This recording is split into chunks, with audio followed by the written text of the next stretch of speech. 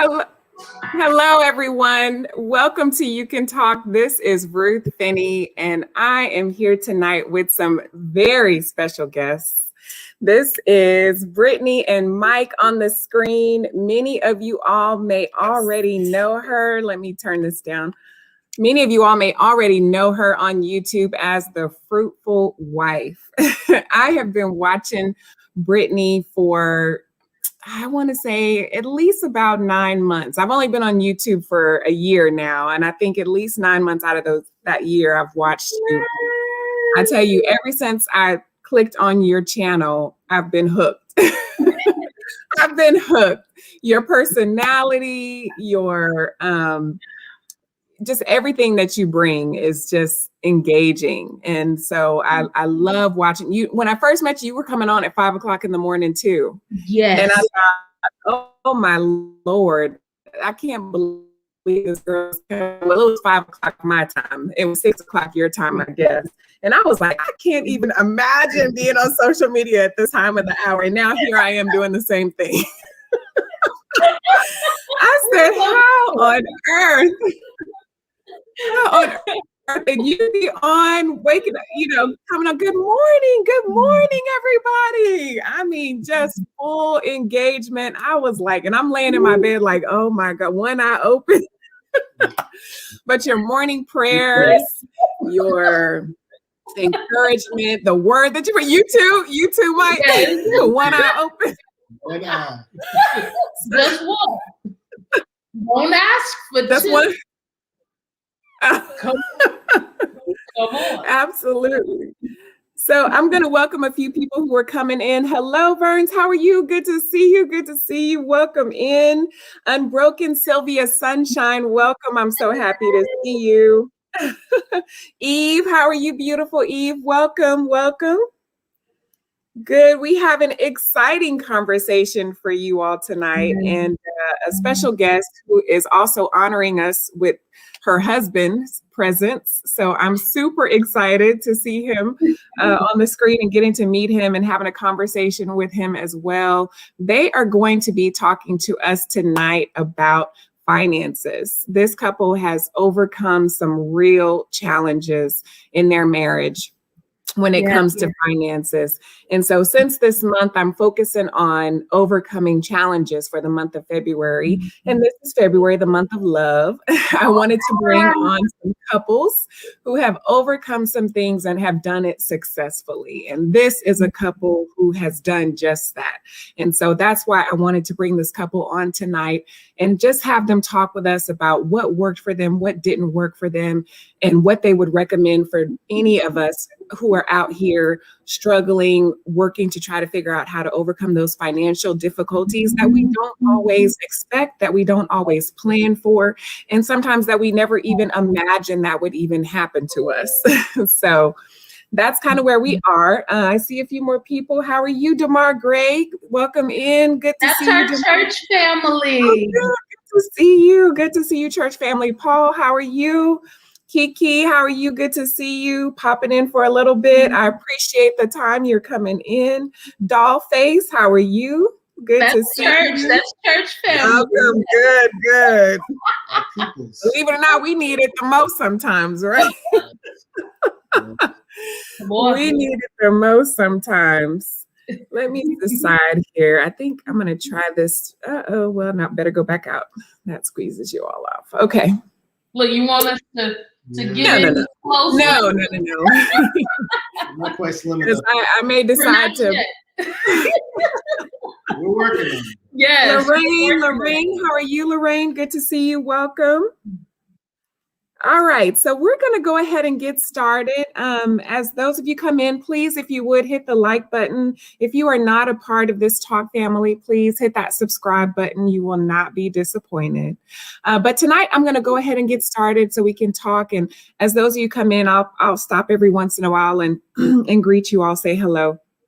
And but we'll go ahead and get going. So Brittany, talk to us a little bit about how y'all met. You know, how long you've been married and what was that story like? Was it love at first sight or was it, I don't know, I might need to think about this for a little bit.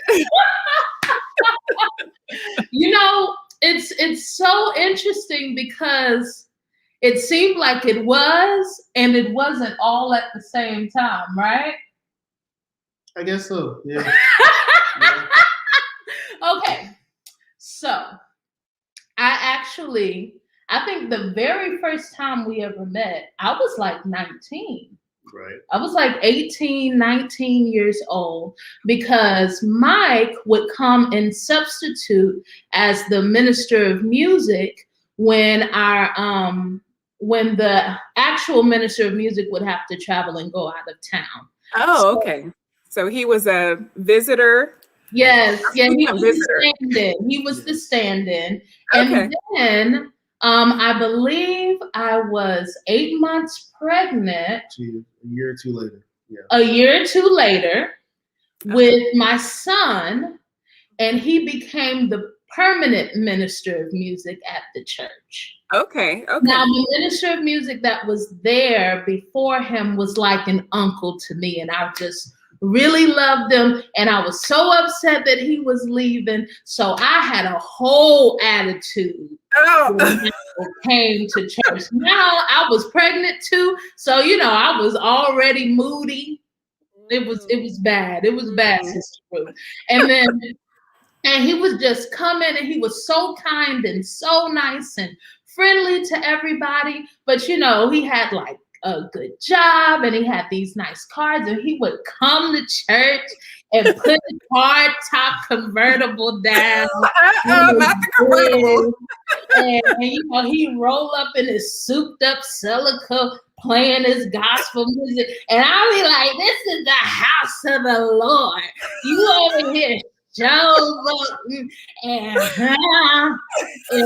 he was to be so nice. I already had my daughter Bliss, and I was pregnant with my son, and she was a little girl, and he would always, "Well, can I get the baby bag for you? Well, can I get Bliss? Do you mind if I pick her up and help y'all inside?" I remember one time it was raining. He had an umbrella, and I was just nasty towards him. Okay. And Mike, how did you feel about that? Oh, yeah, no, I didn't know she was being nasty to me. I was just, Okay.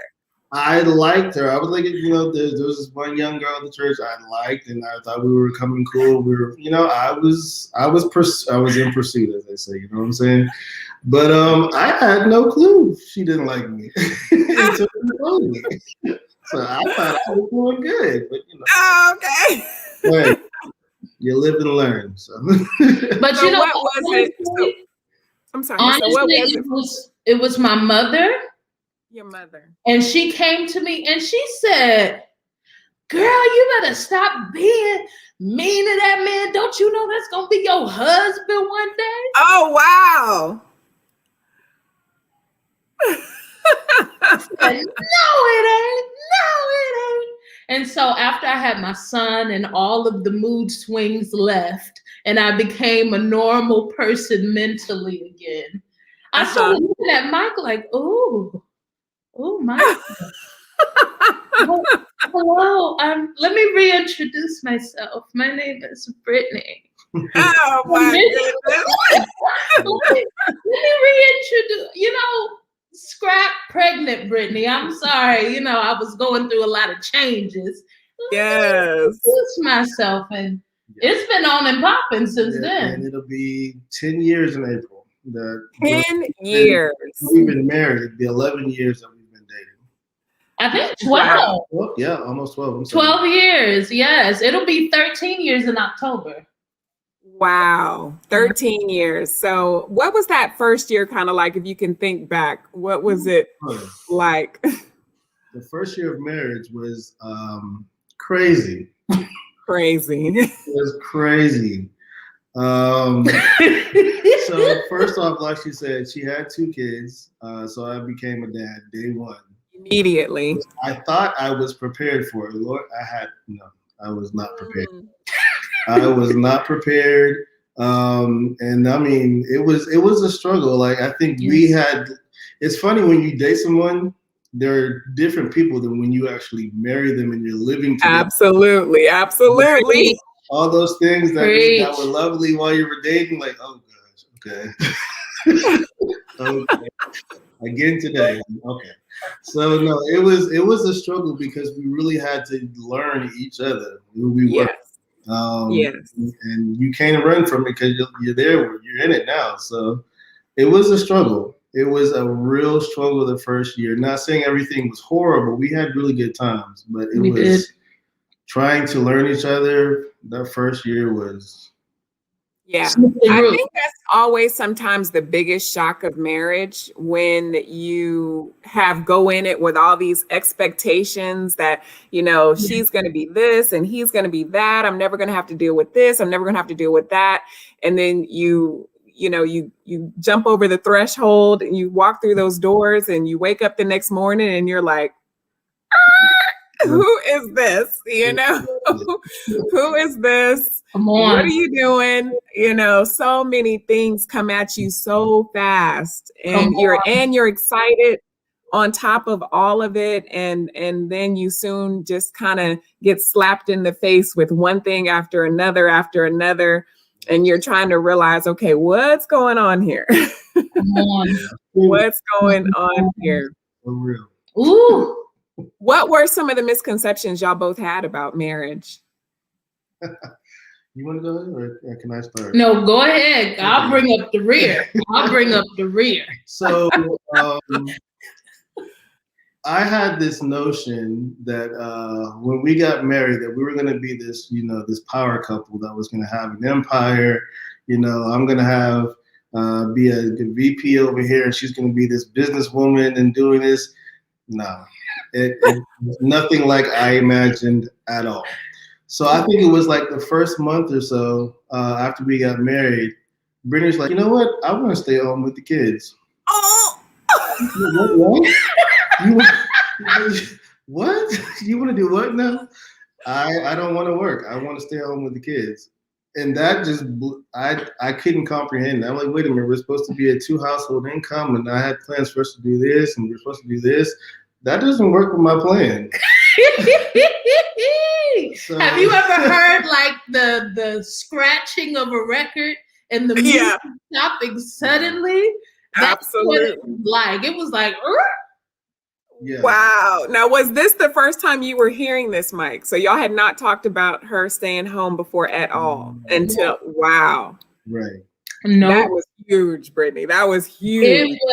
I had a life-changing experience. Okay. That really changed me. And it was the beginning of changing who I totally was as a person. When we were dating and when we got married, I wanted all of that. I was in school. I was in cosmetology school. I wanted to go work in the shop. I wanted to open up my own product line. And, you know, I was ready to be, you know, a part of that power couple vision that he had.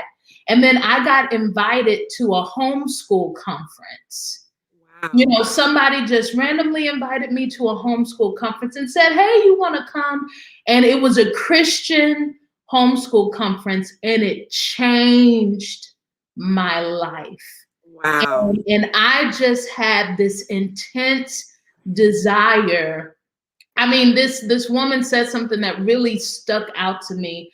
And she said that, you know, it was her desire to be the one who influences her children the most. Mm-hmm. And she said a lot of times, you know, you send your children off and yes, they're in great hands, but next thing you know, they take on the caregiver's characteristics. They learn from them. And I was just like, I don't want to I want to be home.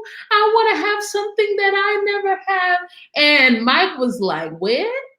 Who cares if the children are like you or not? Mike, did you tell her that's not in the plan? Did you tell her that's not in the plan?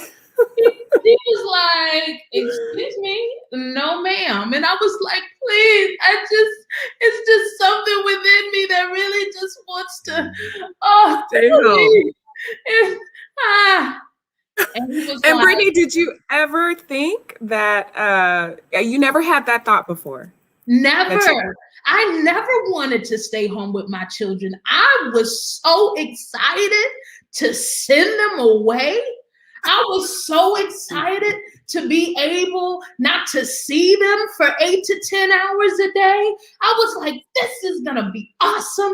You know, the kids are almost pre-K school ready, and it's just upward from there.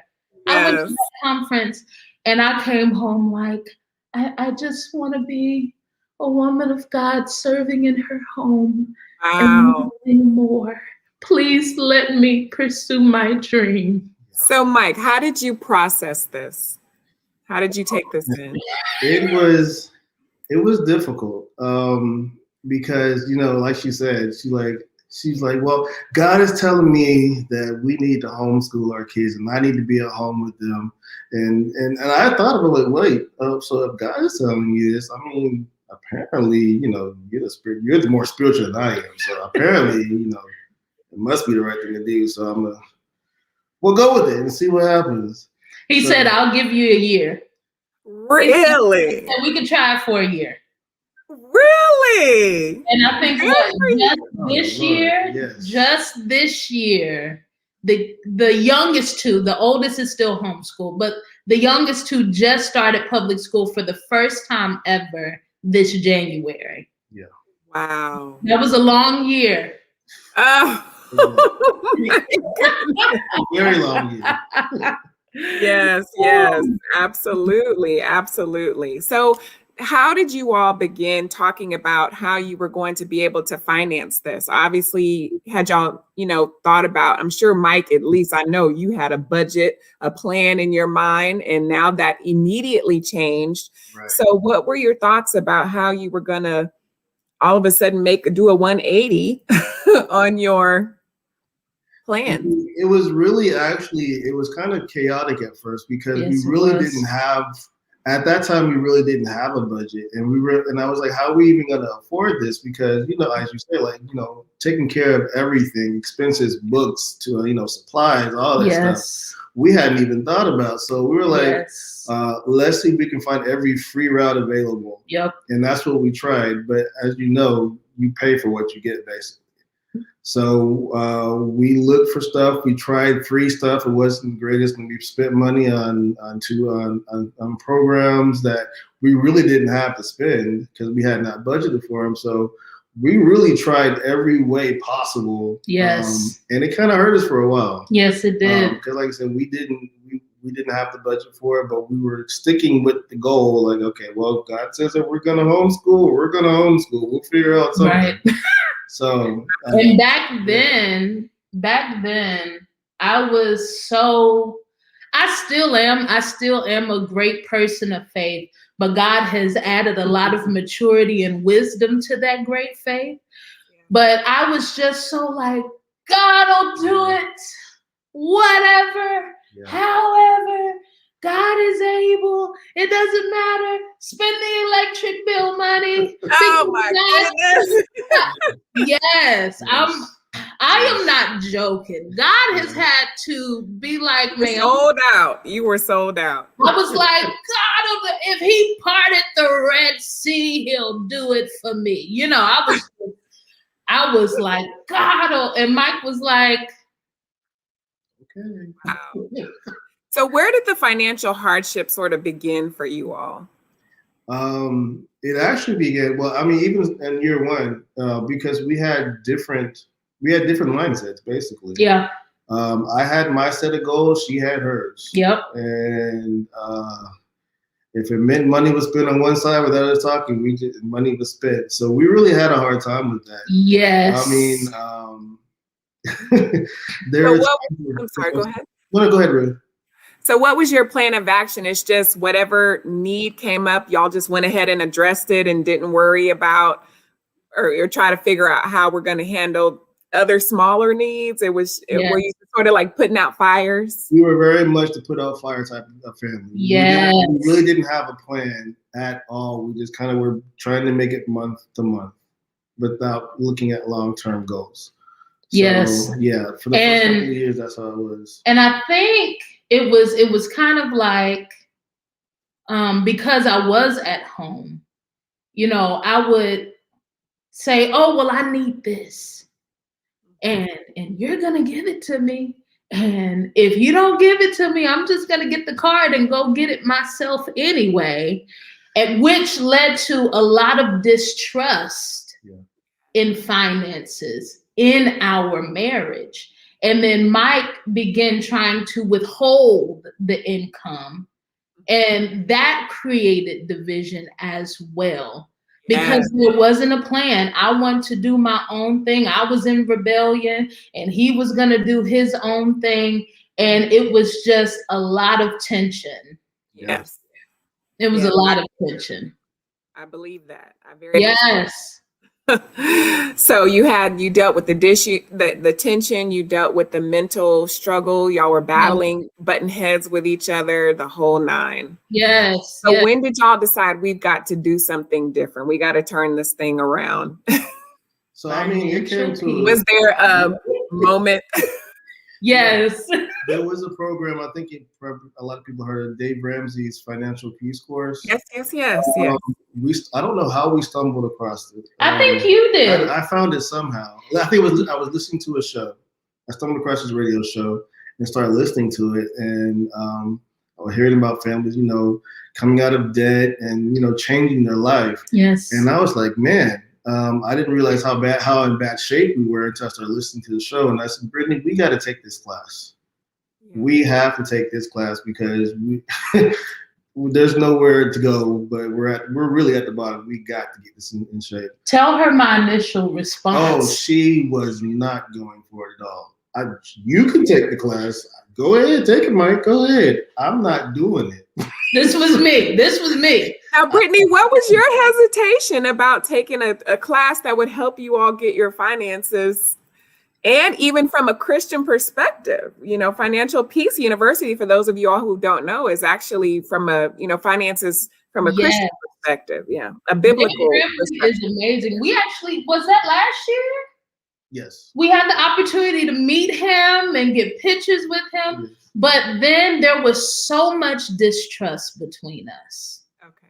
There was so much division between us that I had a lack of trust for him to leave the house. Okay. And it was more than just finances. It wasn't just the fact that I wanted to stay home and he wanted me to work. We were working through a lot of marital issues. Okay. Yeah. Okay. And it was kind of like, you ain't gonna tell me where, it was still that rebellious, unsubmissive wife. And then I don't know how you convinced me, but I finally surrendered and was like, I actually made her sit down and watch the first couple of lessons. Okay. And then as she watched it, I think some of the stuff, she's like, okay, that sounds okay. Yeah, maybe. Yes. Okay. So she then, kind of she gave in eventually. I gave in. And she's like, okay, we'll try it. Yeah. At this point in the marriage, how long had y'all been married? We were still in the beginning. That's probably in our first, maybe 2. Did we have Betty already? Yeah. I don't feel like Betty was here yet. We hadn't had Betty yet. It was probably in our first 2 to 3 years. Yes. Maybe I was pregnant with her. That might have been why I was so resistant, Sister Ruth. You know how I treat him when I'm pregnant. It ain't right. It's right. That's right. It ain't right. You know what? I ended up enjoying. I really got into it. And then Mike ended up becoming one of the facilitators for our church for the Financial Peace University. Wow. And so we would go and buy zero candy bars and that represented zero debt. And we passed it. And then we had a credit card cutting ceremony. And it really started resonating. And then us finding out who's the saver and who's the spender. Right. And things, it really changed our perspective. And I think that is when we started becoming or headed towards, because it wasn't just a one and done fix. We really had to, as mostly had to be delivered from a certain mindset as well. Yeah, it really helped us because we really never talked about finances together or made plans for our family together in terms of finances. So that class really made us sit down and say, hey, we have to do this together. I can't be me just paying the bills and worrying about the finances. It has to be both of us. We have to work on this together. Yes. Or we're not going to succeed. So that class really listened to our. So what did that conversation look like or sound like when you all said, okay, I'm going to take on this responsibility? How did you all decide who was going to be committed to what? So one of the things that we really got that I really liked was, like Brittany said, the class helps you establish who's a spender, who's a saver, who's going to work on the budget, who has the skill set or the knowledge to work in. And it was really, I'm a spreadsheets guy. So I love is. I love working on spreadsheets. I'll do budgets all day long, whatever else. So, and then Brittany was like, just do it, man. I don't care. Whatever you do is fine. But one of the things that we took from it is like, even if you do the budget, you have to present it to your spouse, and your spouse has to input something, change something. Change one thing at least on the budget to get me engaged. And he really had to do that. So I remember, I think it was either Thursdays or Fridays, we would have a town hall meeting. Okay. And he'd present me with the budget, and I'd go through it, and he was like, okay, you got to change one thing on there. Now, my crazy behind, you know what I changed? I changed, what is it? It's the free money. Yes. The free money. So in Dave Ramsey's program, he doesn't believe in just every penny going towards bills. He believes that in order to keep this up in a healthy way, there has to be something for you. You have to pay yourself after you pay tithes. And I would say, that free money, it might not be enough. I might need $10 more on that free money. And I don't want to have more free money than you. Because, when I run out, I like to come and see what's left of yours. So go ahead and increase yours by $10 too. But, it really just became something that we were both invested in. And I really think that the process restored my trust in Michael's ability to handle the money and handle the finances. And also, not to be long-winded, but I think it also helped me see how much he was struggling to take care of us. That's so true. And it moved me because here this man is who loves me and faithful and true and has taken on these 2 children, that he didn't conceive. When he's taking care of us and he's allowing me to live whatever dream I've thought up in my mind. And he has all of this pressure on his back so we can make ends meet. And I really think that that's when it touched me. Like, you know what? I really need to help. Yeah, I need to do better. Yes, I had to grow up because, I'm the only child, very spoiled, always been well taken care of. Not that we were well-to-do or anything, but my mama has always went out of her way to make sure that I didn't lack for anything, her and my grandmother. But with him, I said, you know what? I'm not a child. This is a partnership.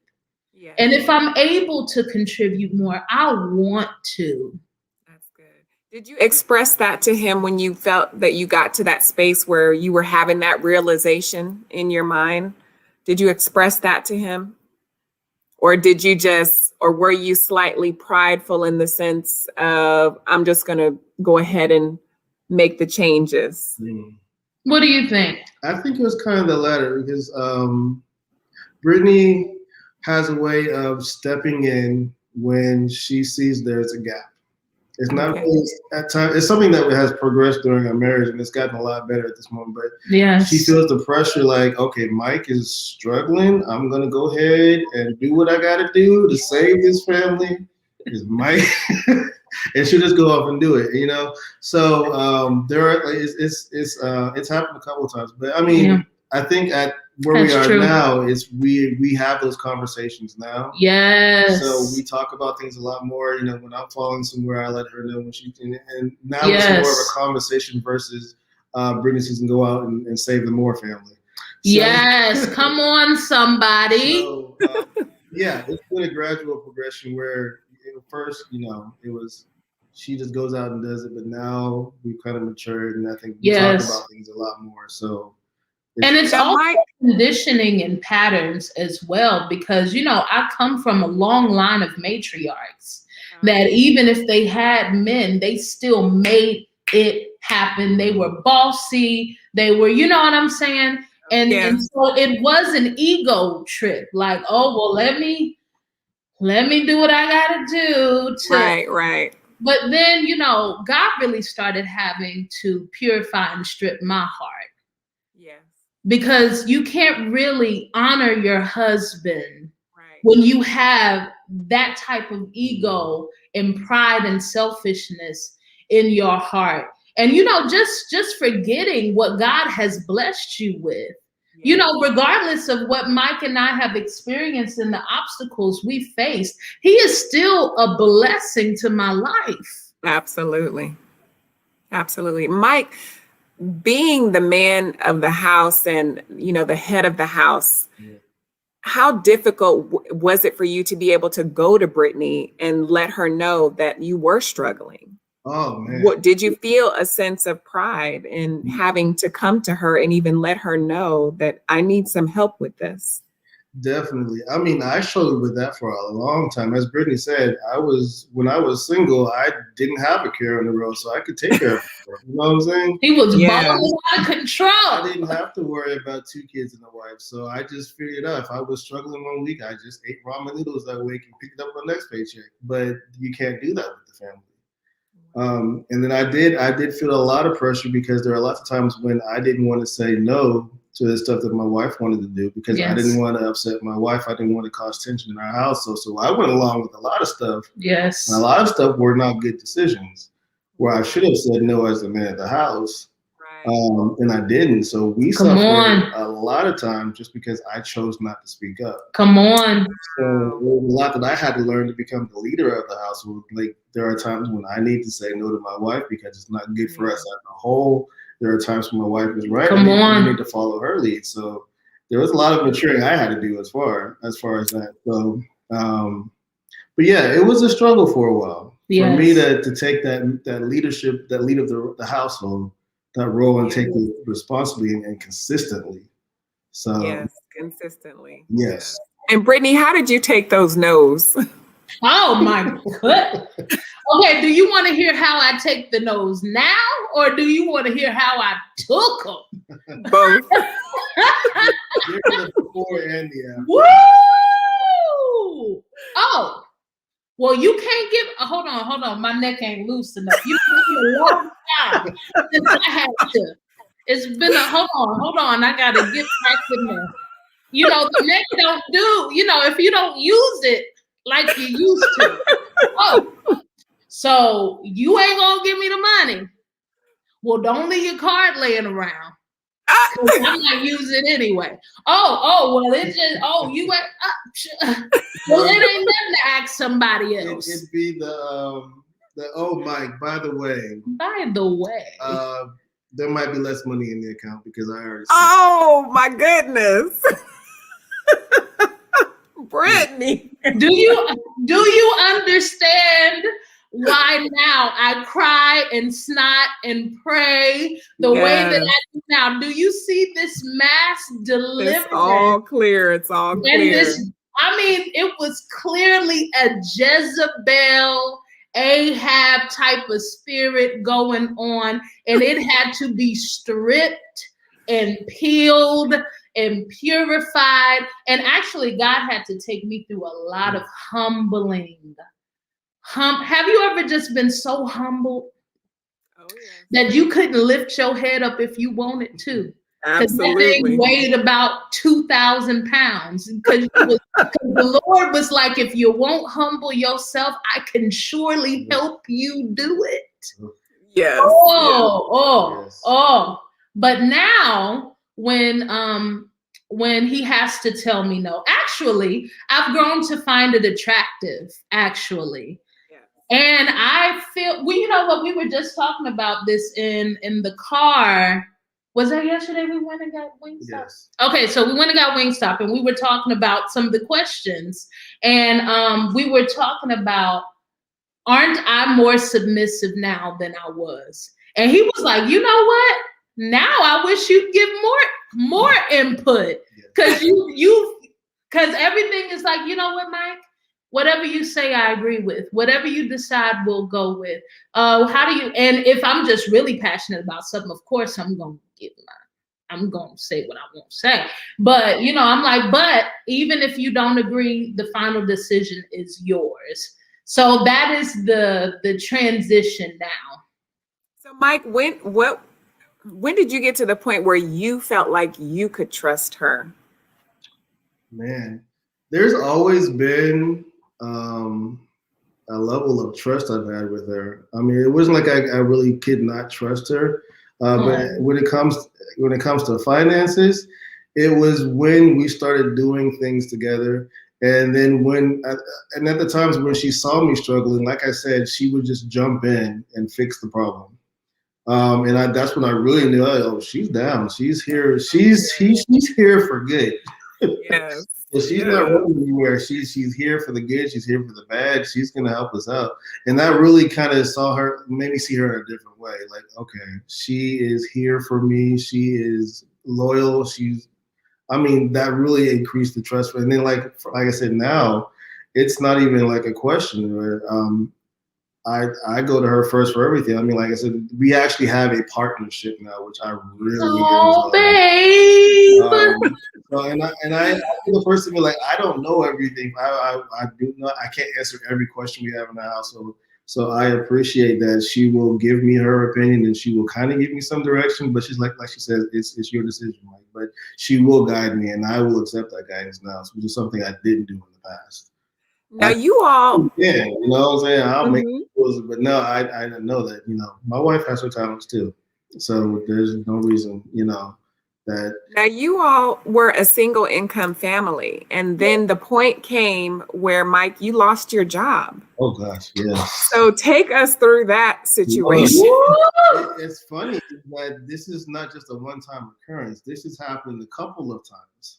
Oh, a couple of times you've lost your job. Right. And yes, it's been crazy because each time we've learned about God being faithful. Oh, come on here. When I say we learned, we really just watched and saw God do amazing things.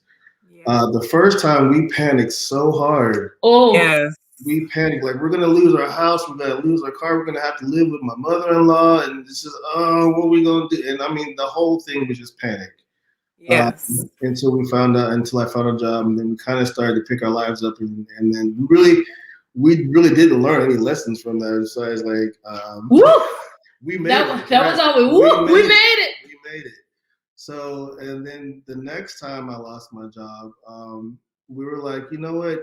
Let's see what God's going to do. And we waited instead of panicking.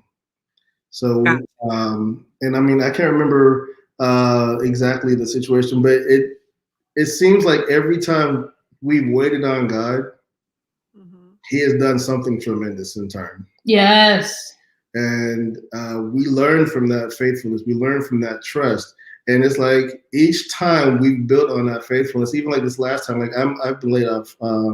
This current time I've been laid off since November, since around Thanksgiving. Yeah. And it's amazing the growth in between Brittany and I. Even when I got laid off, I did not panic at all. I was like, oh, well, I guess I don't have a job. Okay. Wow.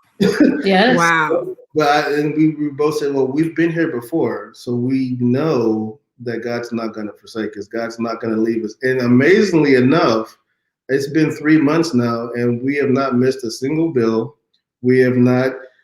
We've had grocery every week.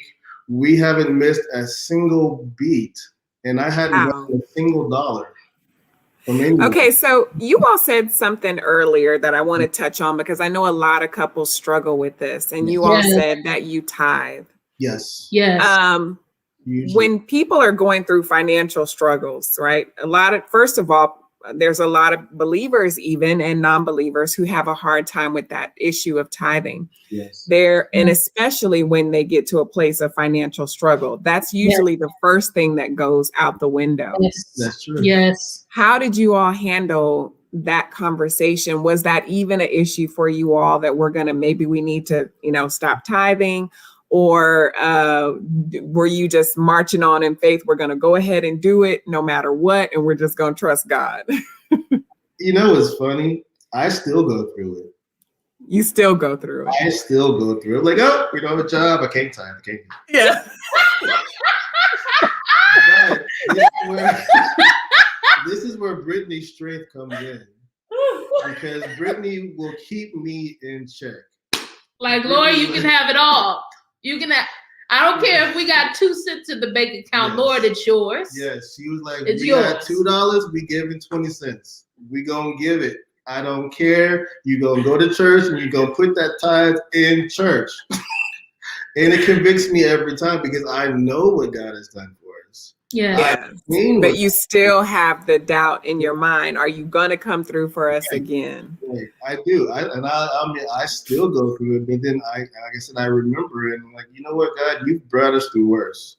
So if I can't honor you with whatever we have, what's the point? So from day one in your marriage, were you all tithers? Again. It was inconsistent because we were a divided house on the topic. Yes. I remember one time, a long time ago, I think while we were going through FPU, Mike was like, well, tithing to me was just putting something in the collection plate. It wasn't necessarily, a 10th of my income or earnings. And, for me, I actually received Christ towards my adulthood. And I was very on fire. And I was like, God, you can have the whole check. I don't even need to cash the paycheck. Yes. I'll just sign it over to you and put it. So, I think we balanced each other out. Because, I used to be so extreme to where I'd be like, well, let's get the church our bill money. Yes. And Mike be like, well, let's not give them a dime. That's true. I'd be like, I've calculated the paycheck out. We don't have enough for tithes. We're like, oh, yes, we do. Because something else going to have to go first. Jackson Electric, Georgia Power just ain't getting paid if it comes between tithes but over time there has been a balance. Yes. But during the unemployment season, we never stopped giving. Yeah. And I hold dear Proverbs, and it says, honor the Lord with your substance. Mm-hmm.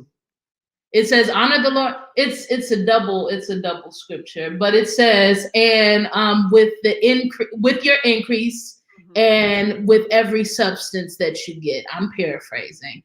Yes, and I hold true to that. Mm-hmm.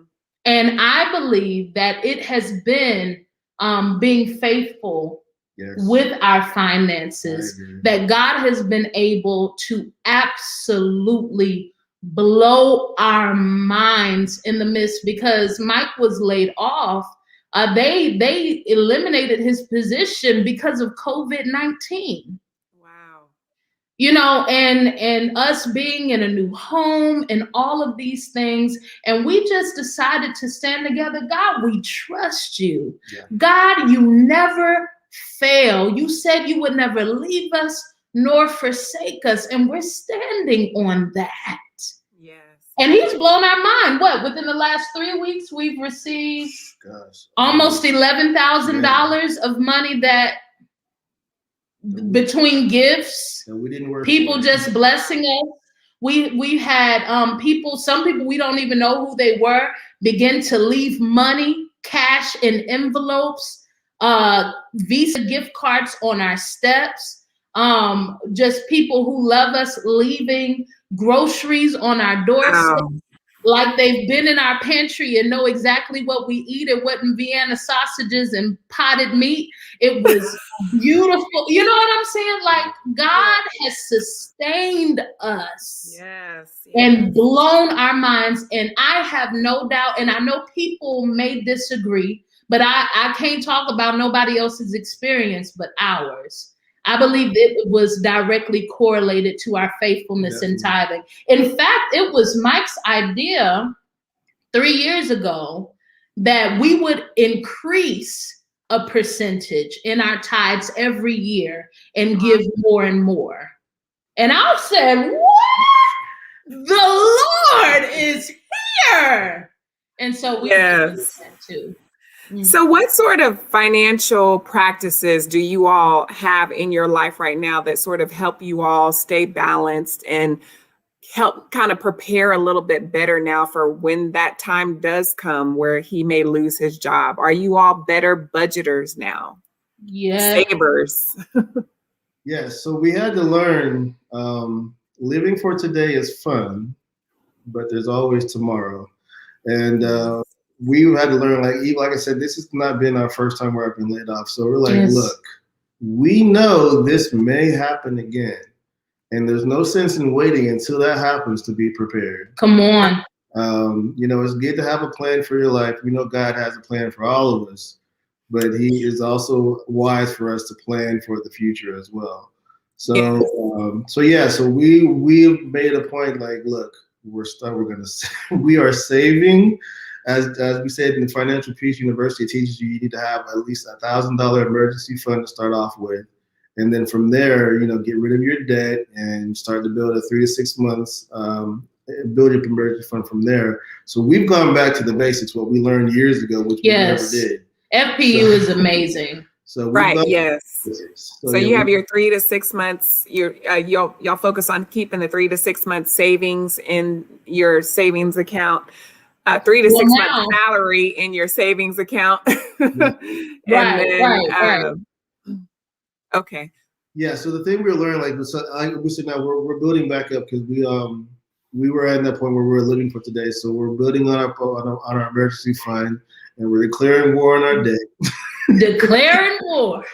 Declaring war on the debt. Yeah. Get rid of it. We don't want to see it. We don't want any more car payments. We don't want any credit card payments. We want all of that gone. So when we're in this situation again, because those are such an added stress to you. They are. Especially when you don't have a job. Come on here. And they're calling you for car payments and credit card payments. And that's just stress you really don't have to have. Yes. So we're getting rid of all the debt, and then once we're done with that, we're building up to 3 to 6 months, as I mentioned earlier, and then we're going from there. And we're gonna make sure that there is something there for the future, because if something can go wrong, it will go wrong, and there's no sense for you not to be prepared for it. Yes, absolutely. You all are right about that. What are common mistakes that newlyweds make that you all would advise them to do differently? If, while they're in it, they're early on into it, what advice would you give, newly couples who are, even if they're older people, younger, it doesn't matter. What do you recommend to them now? I think that one of the common mistakes that newlyweds make is getting married.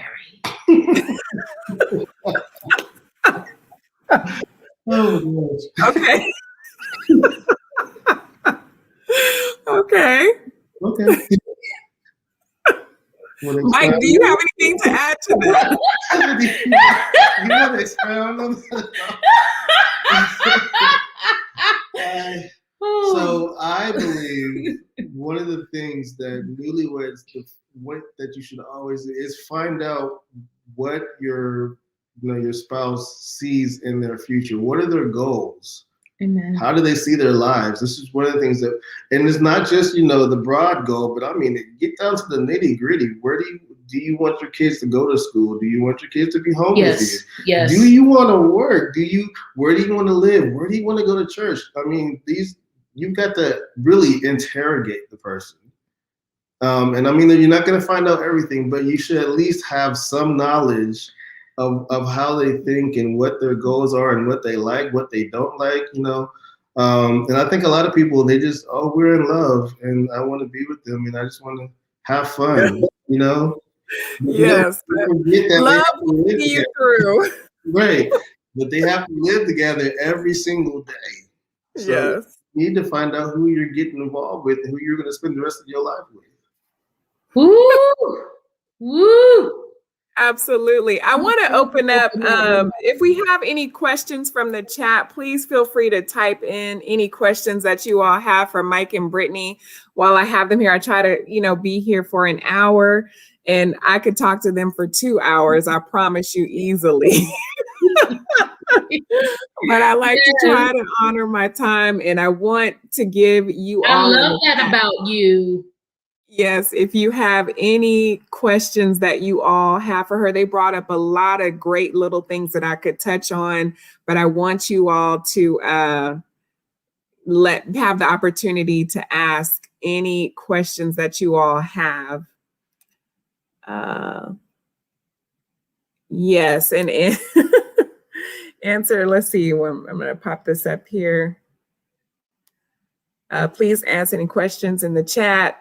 And she says, also answer those questions honestly. Let's see. Renelle says, expose yourself to new adventures. Don't stay in a box before you get married. Yes. I think that a lot of people, they have a misconception of what marriage truly is. Absolutely. Absolutely. I believe. Say that again? Yes, please talk to us about that. I believe that people have a misconception. A lot of people get married because they don't want to be alone, because they want companionship. A lot of believers, they want to get married because they don't want to feel guilty after they have sex. I mean, there's a lot of reasons why people, are tying the knot. And when you don't know the true purpose and power of love and of marriage, then you're in for a rocky road. Yeah, I can add to that. One thing, the biggest thing I found about marriage, and a lot of people I think fall into this trap, that people are looking for someone to complete them. They're looking for the person that will make them feel whole. Come on. But in what the reality of it is that person is going to make you find all the things that are horrible about your own self. It's going to expose all of that stuff, and it's going to force you to change. I mean, it's going to drive out all that stuff that that you thought were great personality traits, but it's essentially marriage is going to make you change for them, not them completing you. Amen. Amen.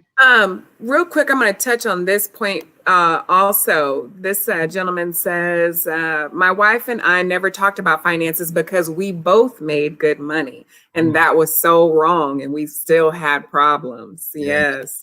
I think that's often a huge misconception that also newlyweds have. One person's working, both of you are working, both of you making money, and you think you're going to be fine, and then you find yourselves in debt. You find yourself in trouble because you didn't talk about those very things that you all just mentioned.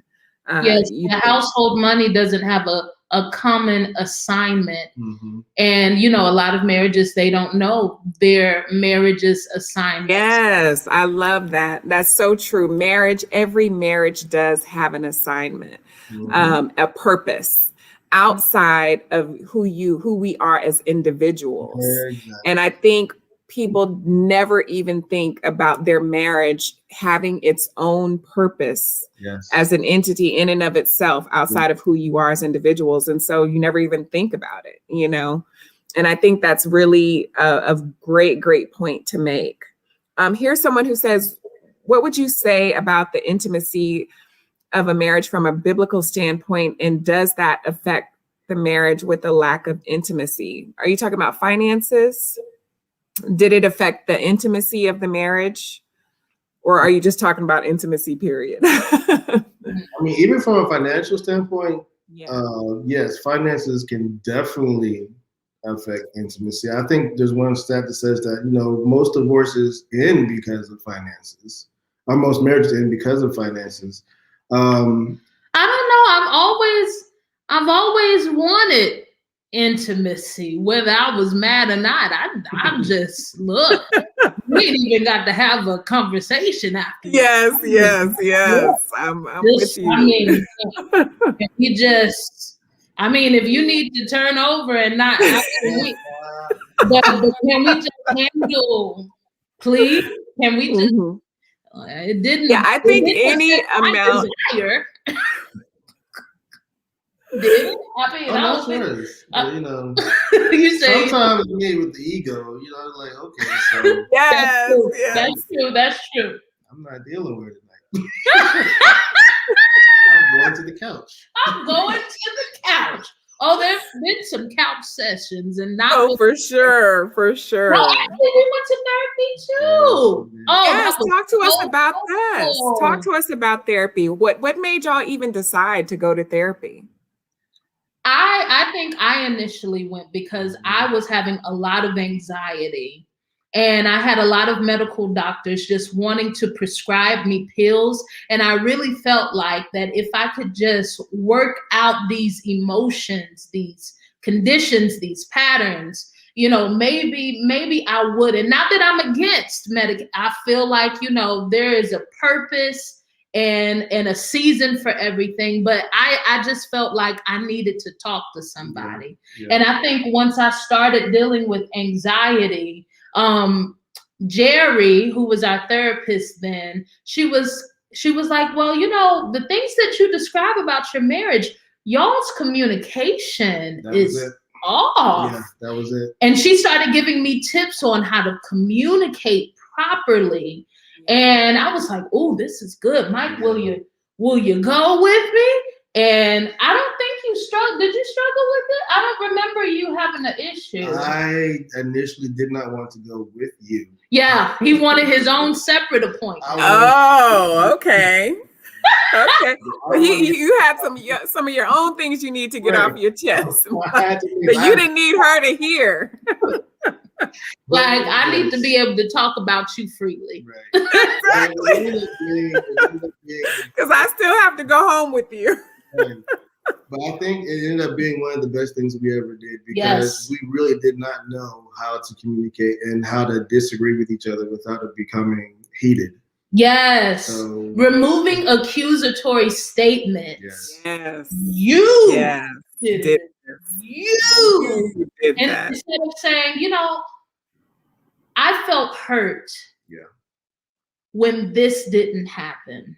Yeah. Was that your intention? Yes. Absolutely. That's textbook therapy. Textbook. But it helped us because I'm the one that goes, me, obviously. And he's the one who stonewall. He'll go into a trance. And I'm like, are you listening? I'm sorry, you were still talking. But it was that bad. So I think now our dialogues are deep, intimate, and they're very clear. They're much more clear than they used to be. Thank you, therapy. Yes, I encourage therapy all the time. It really does. I think therapy helps give you the tools that you don't have in your marriage bag when you get married. And it just gives you some additional tools that you can use that actually work, even though people are typically afraid to grab them. How did the children play? How did the children come into the picture with this? We see we have a question here. Did the children play you all against each other? Did you all have that issue in your marriage? Did we have a lot of that?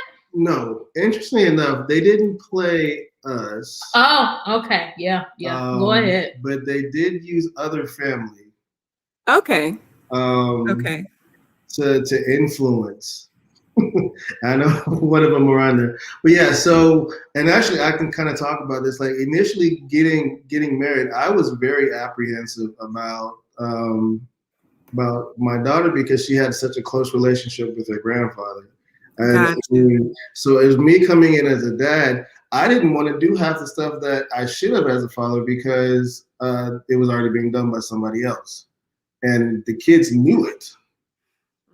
So if they disagreed with me, they went to the grandparents. They're like, oh, well, grandma and grandpa would do it or somebody else would do it. So I had a hard time trying to step into that father role. Yes. Being their dad because I was trying to compete with other folks.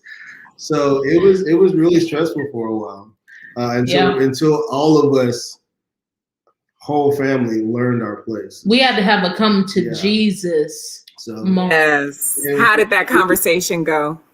Oh, the first few were rocky. Yeah. Okay. They were rocky. But, you know, I really have to say this, you know, as a teenage mother, so dependent on her parents. I was so dependent. And they really were taking care of me and my children. All like we were all theirs. I mean, we are, but you know what I mean. Yes. When you have invested and loved on and taken care of and bear financial burdens, and then all of a sudden, you know, it's time to leave and cleave. That thing isn't always a clean cut. No. Yes. It wasn't a clean cut for me because here I had to trust this man with the two most important things in my life. And then, you know, my mom and my stepdad were so used to loving the kids and bath times and bedtime stories. And now we don't even live with you guys anymore. We're on our own. It was rocky road and not the ice cream. Yeah. It was rough. This is a great question too here. And I think it says, do you have the piece separate as well as together? Now, I think she's talking about accounts. And this is a common question that I know couples deal with. Do we have separate accounts? Do we have a combined account? Do we have both? What did you all find that worked best for you all? We have multiple accounts. Yes. They're all ours. They're all y'all. So, yeah, because we have multiple accounts, but our names are on all accounts, even though I mainly use one. He mainly uses the other, but at any time I can get that mobile bank app and look and see and check and transfer money and so everything's visible. There's nothing hidden, but you keep things. But it's just a way to help you all keep things. Exactly. So one account's mainly for the bills. The other account is kind of just, you know, as we need it, we'll pull from it. But there's nothing that she directly owns and I directly owns. You can't touch my account and she can't touch. No. We don't do that. Okay. And are you all still doing therapy together and separate now, or is that phase of your life over? I think from that time period. So I'm definitely interested in having a those kind of tune-up sessions. I just think it's fun. I mean, it's more than just us having to have an issue to do it. Right. I just love learning about social interaction and the way that the mind. I would just go just for a tune-up. Yeah, I would too. It's good in times of crisis, but it's also good for routine checkup. So it'd be good. I would like to go as well just to see how we're doing. Even though we're doing good now, I still would like to go just to. Yeah, that's a great point. That's actually a great point. Can I just say, and I don't mean any offense by this phrase, but I do cherish the counsel of a clergy member, but there is something about licensed, practicing, professionals as well. And I am a true believer that the natural and the spiritual must grow together. Yeah. You know, and not that I Right. don't believe that a clergy member can't give wisdom, but sometimes you need to know even neuro-linguistic programming and conditioning and things like that. You know, you need to get into the nitty-gritty, and sometimes that takes someone who has a, you know, a degree in it. Absolutely. Absolutely. I agree with you. I 100% agree with you. Mike, can you give us 2 things that you would tell a couple their first few years of marriage? What 2 things advice would you give them? 2 things. Okay. Patience is definitely number 1, because you're going to be tried. Trust me. Like I said, when you come into a marriage, it's not going to be what you expect. I guarantee you it's not going to be what you expect. So you're going to have that patience to work through it. And that's the other thing, you're going to have to work at it. It just doesn't happen. It just doesn't fall in your lap. You have to work at it every single day. Good. Amen. Yes. Every day. And that means spending time with you. I mean, spending quality time with your spouse, getting to know your wife. Make sure you go on dates. Spending that time together is so important, because you can even cheap dates. Even cheap. I like cheap dates. We had Netflix. Learn to share. Yeah. Yes. So true. Yes. Learn to share. There's a saying that one of my friends says, you have to learn to die to yourself. Hey. Die to self. Yes. Die to self. That pretty much says it all. That's really it. That pretty much says it all, Mike. It's about Yes. us. Yes. So, yes. I can't think. So. Yes. Yeah. Here's one more question here. This will be the last question we'll take, so we can honor the time here. It says, thinking back to the beginning, what one thing would you change about your relationship from the beginning, if you could have? If there was one thing that I could change about our marriage, is I would have removed the expectations that my husband never agreed to. Okay. Yes, that's I had this expectation of what a husband should be, what I wanted my husband to be, act like, think like, and I think it would have made it so much easier if I would have only held him to what we had agreed to. Yeah. That's powerful. I can add to that. One thing I did that I know I messed up plenty of times is I compared my wife to other wives, which is no. You ain't got enough time, Sister Ruth. You ain't got enough time. And I'll just say, yes, your wife is what God has desired your wife to be. Your marriage can be like anybody else's marriage, so stop looking tailor-made and work on your own. Yes, our wives and husbands we are tailor-made for our husbands. Exactly. Yes. We are tailor-made for our husbands. Guys, I want to thank you all. Like I said, I could be here another hour and talk to you all. But I thank you all. You all were just wonderful. And I hope that everyone in the chat and everyone who will be watching the replay will have gotten some beautiful golden nuggets out of this conversation and a ton of laughter for sure. She is joy.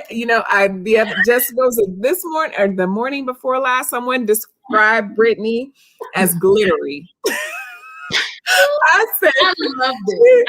I think that was your sister Angie in real life, right? She said if you squeeze her, glitter will come out.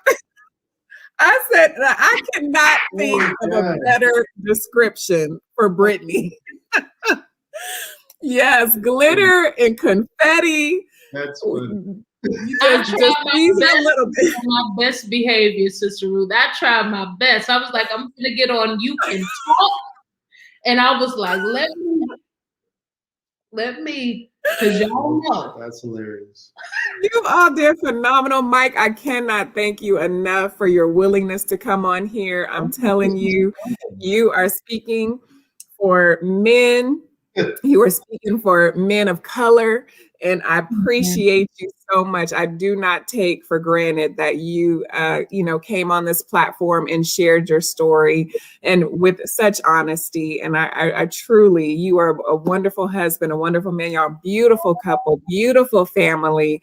I was honored to have you all on here tonight, and I just can't appreciate you all enough for what you did tonight and what you brought to You Can Talk and to the Talk family. If you all are not familiar with the Fruitful Wife, she has her own channel, the Fruitful Wife. That channel is primarily focused around marriages and newlywed couples. She is also a part of another even larger purposeful platform with the Divine Connectors with Angie in real life, and she's living. It come on Tuesday through Friday mornings at 7:30 a.m. Eastern Standard Time with a mission and a purpose of lifting God and getting people to God and raising God's people to a higher level. And they do it faithfully, they do it beautifully, and they do it triumphantly. And I'm there as often as I can watching, because we love you. Hop on that channel. It's like a ray of sunshine coming out. And especially when Angie smiles, her smile is just yes. golden. It's just golden. Every time I come on, I see her smile. I'm like, it's going to be a good day. You see her smile, you see Brittany laughing, and no matter what kind of day you had yesterday, you get up that next morning, you're like, okay, we can do this. We can do this today. So get over there, the Divine Connectors. Get on their channel, subscribe, hit the like button, all that. Be a part of what they're doing over there, because it is for the building of the kingdom and for our people. So I appreciate you all. I'm going to say a quick prayer before we head out of here. And best of luck to you all, truly. Thank you. Thank you so much. Yes. Father, we come thanking you for this time that you have given us to honor you, to honor what you have done in our lives, for who you've been in the life of Brittany and Mike and their family, the way that you have come through for them in ways that they never could have imagined. Father, just allowing us to see what you have done for them gives us hope of what you can do in our lives, in our marriages, in our relationships, with our conversations. Father, all is not lost. All we have to do is seek you, depend on you, trust you, be faithful and obedient to the things that you've called us to do. And Father, we will receive the benefits and you will receive the glory. Father, we thank you for this time. Touch our finances. Any couples out there who are struggling financially and anything that they are dealing with, move on their hearts. Move on their hearts where any resistance is coming in, to be obedient to what you've called us to do, and reveal yourself to them, the plans that you have for them, so that they can trust you and move out of debt, move out of the strongholds that the enemy tries to place on our finances and ruining our marriages. Father, we are overcomers. We are light bearers.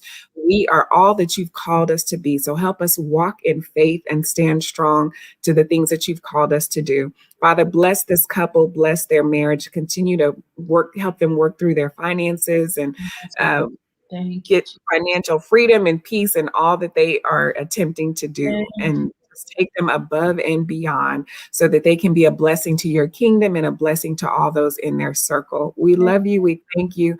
These things I ask in your son, Jesus' name. Amen. Amen. You better pray, Sister Ruth.